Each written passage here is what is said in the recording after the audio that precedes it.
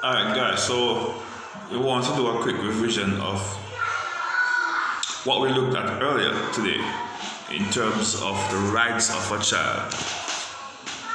The question we were somewhat sharing our opinion on is there a justifiable reason for a child to get beaten? Is there a justifiable reason for a mother or a father to beat a child? Well, there was a bit of mixed reaction to it. Some persons believe that yes, if I steal, then it is okay for my mother or my father to spank me, or if I fight, then it is okay for my mother or my father to spank me. So what I see, and I think most persons would agree that it is okay, there is a justifiable reason for me to get spanking if I go out of line. Although that spanking is nothing unique to Jamaica, it is nothing unique to the Caribbean, it is nothing unique to the Americas, it is nothing unique to Europe, it is nothing unique to Asia or Australia. It is nothing unique to the world. Spanking is something that you'll find across cultures, across languages. You'll find it across the 7 continents of the world. Spanking, the way in which people respond to their children when they are angry. But as we speak of spanking, we could also look at the fact that is it a case where mommy or daddy is trying to prevent you from becoming a wrongdoer, or is it that mommy or daddy is trying to abuse you? When mommy or daddy spank you, was it a case where it is because they do not like you, or is it a case where they want you to do better? Well, I've gotten spanked, alright? And for most Jamaicans who grew up in the 80s and 70s and 60s or whatever time you grew up, you know that spanking was common. I see now where in modern Jamaica, in more recent years, persons are not really using spanking as the only way of cautioning a child. What we see where parents are also, so we're seeing where some parents are using other alternative measures. For example, you will not get to use the PlayStation, or you will not be able to watch your gadget, you will not be able to go to the park, you will not get something, right? They will restrain something, they will detain you from something in order to execute that level of punishment for you not doing what you ought to do. Alright, so we're seeing that. So it doesn't matter what a child has done, we must ensure that a child is not treated so unfairly that the child feel neglected, abused, and rejected. Alright, so I am not going to say it is wrong for parents to spank their children. I can't say that. But abusing your child is a no-no. Right? We don't want to abuse our child. Our children have rights. Yes, they do have rights. And persons might say, how can this child has right when I'm the one taking care of him or her? Doesn't matter. The child has right. As a human being, your child has his or her own rights. What are some of those rights we looked at today? Some of those rights are the right to a first name and a last name. Yes, it is the right of a child to have a first name and a last name. There are a number of people who don't really have any middle name. There are some people who have more than one middle name. Alright, I remember going to Mobilization primary school. One of my friends had 2 middle names. I find it very strange, but as you grow older, you realize that this is something that's normal in society for a child to have more than one middle name.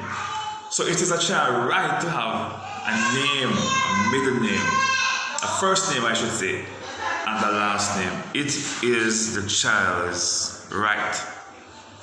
I'm not sure how far it goes with the naming of the child, because I think it should also be the child's right to have a birth certificate. Because if the child is not registered, then when the child grows up, the child is going to be unable to get a TRN number. The child is also going to be unable to get a passport and a visa and all those necessary, very important documents that the child will need if the child doesn't have a birth paper. And there are a number of children across Jamaica who do not have the birth certificate. Some children can't even find it. Some people, they don't even know where mommy and daddy do with it. Alright, it is the child's right to have a first name and a last name. It is also the child's right to have food and drinking water. Food and drinking water. There are a number of children across the world. It is nothing unique to Jamaica. As I said before, it is nothing unique to the Caribbean. It is nothing unique to the Americas. It's nothing unique to Europe. It's nothing unique to Africa. It's nothing unique to Asia. It's nothing unique to Australia. It is nothing unique to whatever part of the world you're in. It is the right of a child to have access to clean drinking water and food to eat. So when the parents go out to work, it is not a favor they're granting the child to provide food upon the child's table. It is a right for the child to have food and access to clean drinking water.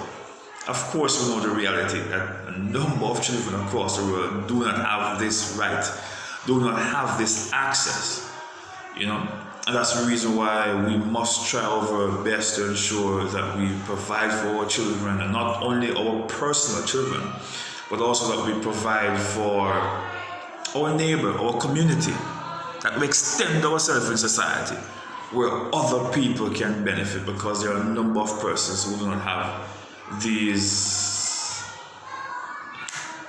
opportunity of accessing these very important resources.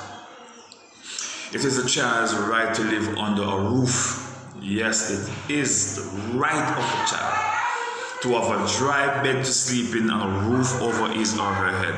It is not a favor you're granting the child. It is the right of a child. And yes, we know that a number of persons face financial problems and they're evicted from their house and they have to take their children with them. I see mostly in America compared to Jamaica. We have seen in the States where children are on the street with their parents who were not able to pay their mortgage or were not able to pay their rent, find themselves on the street. Most time in Jamaica, when you see someone on the street, it is usually someone of an unsound mind. But I've seen sane people, people who are conscious in their mind, people who were working last week or last month, are on the street, all right?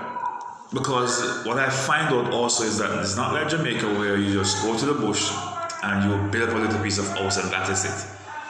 There are so many things you have to get in the States, the permit to do this and to do that and all of that. I'm not saying that you don't find shacks set up across the States and across different countries around the world. But what I saw in America is that it's more challenging for persons to just get a piece of land and fix up somewhere, as it is in Jamaica. You'll find that most persons who you see on the street here in Jamaica are persons who are mentally ill. Not so in the States. But it is a child's right, though, to have access to a dry bed and a roof over his or her head. It is also the child's right for health care. Yes, it is. And that's the reason why I always encourage parents to get health insurance. One of the good things about public service, being a public servant or working with the public service, is that you get good health care coverage. In the private institutions, you also get health coverage, but you have to pay a greater percentage than you would pay in the public system. But health insurance is very important because when you have your health card, it enables you to pay for medication, to pay for doctor visit, to go to the hospital, whatever it is that you want.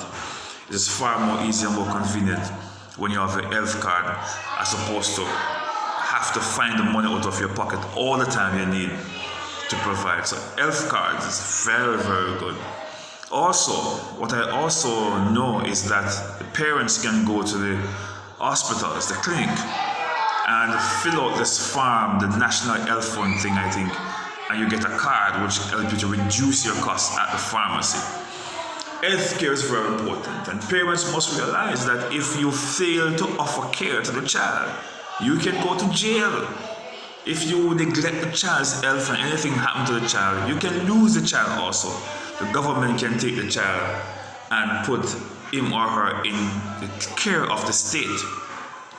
You don't want that to happen. You want to take the best care of your child. And if you want help, seek help, because it is the right of the child to get health care. It is the right of the child to have a sound education. It is not a favor you're granting the child to provide educational resources for the child. The child has a right to education, and education is one of the most important things you can give to a child. With education, the child becomes a different kind of being. I think education changes one perspective. Education makes you think more critically. Education makes you more aware of your environment, more aware of who you are, more aware of your society, make you far more productive. At least it should